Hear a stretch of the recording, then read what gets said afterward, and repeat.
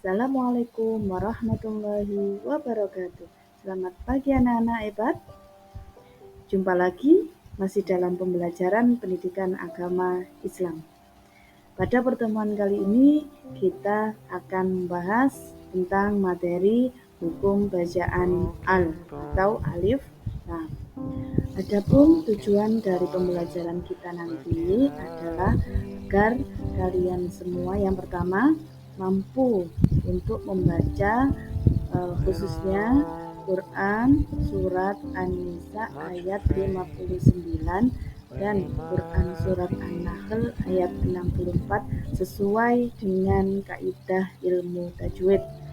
Dan yang tujuan yang kedua, diharapkan nanti kalian mampu mengidentifikasi mana yang merupakan hukum bacaan asyamsiyah dan mana hukum bacaan al-qamariyah dengan baik dan benar. Baiklah, sebelum kita lanjutkan ke materi hukum bacaan qamariyah dan asyamsiyah, kita baca dahulu Quran surat An-Nisa ayat 59 yang berkaitan dengan materi Quran dan hadis sebagai pedoman hidup yang sudah kita pelajari minggu lalu. Oke, kita awali dulu dengan membaca ta'awudz bersama-sama. A'udzu billahi minasyaitonir rajim. Bismillahirrahmanirrahim. Ya ayyuhalladzina amanu atiiullaha wa atiiur rasul wa ulil amri minkum fa in tanaza'tum fi syai'in farudduhu ilallahi war rasuli in kuntum tu'minuna billahi wal yaumil akhir.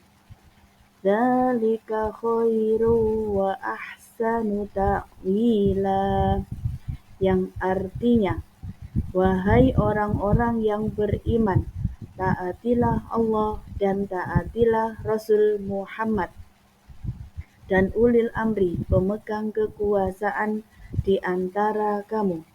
Kemudian, jika kamu berbeda pendapat tentang sesuatu, maka kembalikanlah kepada Allah, yaitu Al-Quran, dan Rasul, yaitu sunnahnya.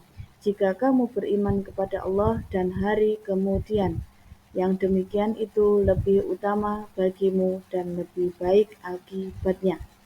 Quran Surat An-Nisa ayat 59.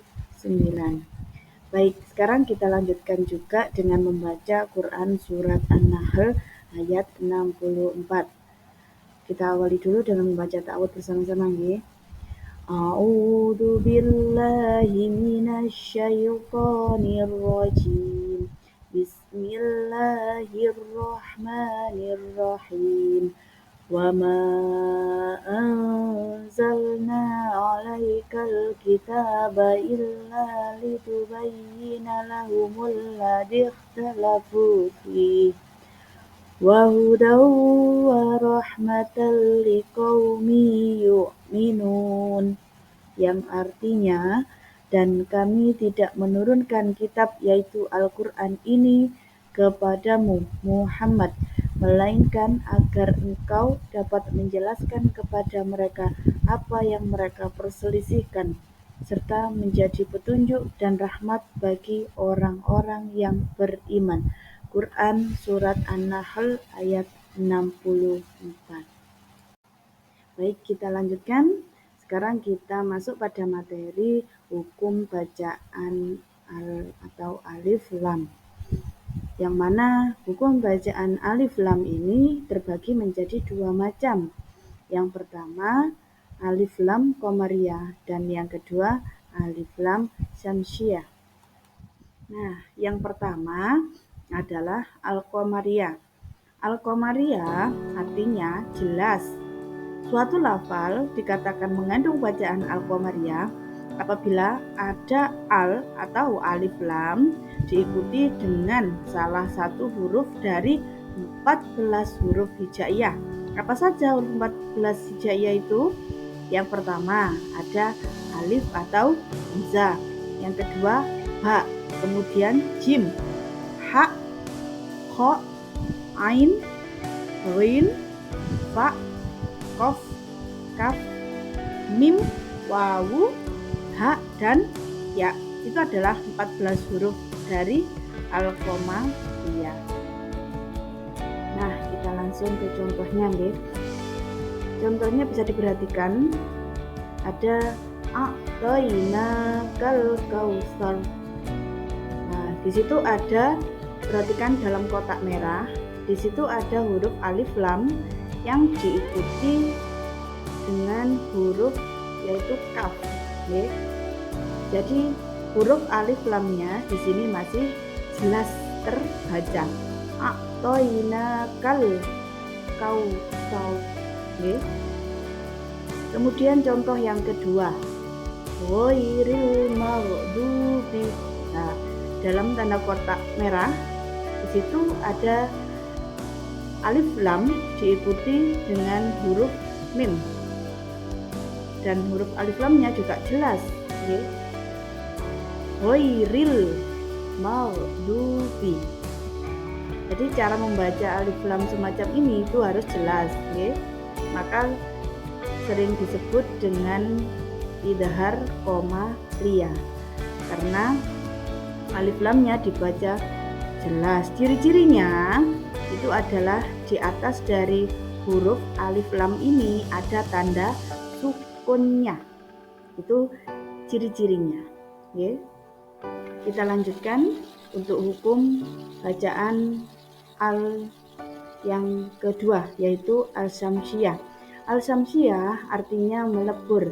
Suatu lafal dikatakan mengandung bacaan al-syamsiyah apabila ada al atau alif lam diikuti dari salah satu huruf 14.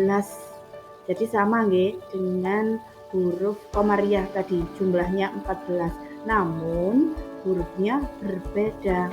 Untuk huruf syamsiyah itu yang pertama ada po, kemudian ta, swab, ro, ta, za, dal, sin, nun, dal, shin, dot, zo, dan lam. Nah, kita lanjut pada contohnya. Coba perhatikan contoh yang pertama. Qul a'udzu birabbin nas.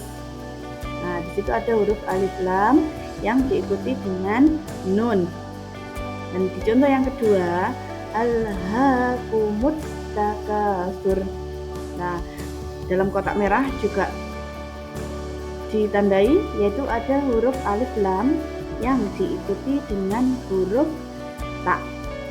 Dan cara membacanya itu alif lamnya itu melebur atau hilang, masuk ke dalam huruf berikutnya, yaitu masuk ke dalam huruf taknya. Misalkan di contoh alhaakumut takasur, jadi alif lamnya itu sudah tidak terbaca atau hilang, itu artinya melebur. Itu kenapa sering disebut dengan idgham syamsiyah. Ciri-cirinya huruf dari idgham syamsiyah ini pasti ada tanda tasdidnya.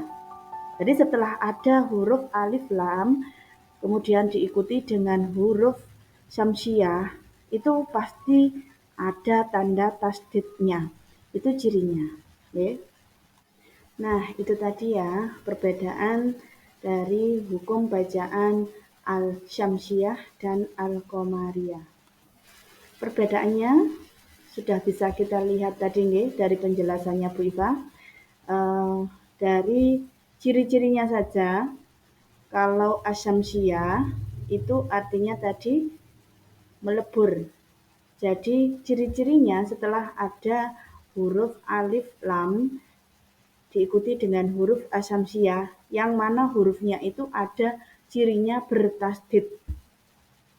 Sedangkan untuk al-qamariyah itu bisa diperhatikan ya. Cirinya ada tanda sukun atau tidak ada tasdidnya. Setelah huruf alif lamnya itu tidak ada tanda tasdid. Itu ciri-cirinya yang paling mudah. Okay? Cukup sekian dari materi kita hari ini. Semoga apa yang kita pelajari hari ini menjadi manfaat untuk kita semua. Terima kasih. Bu Iva akhiri dulu. Ihdinas siratal mustaqim. Assalamualaikum warahmatullahi wabarakatuh.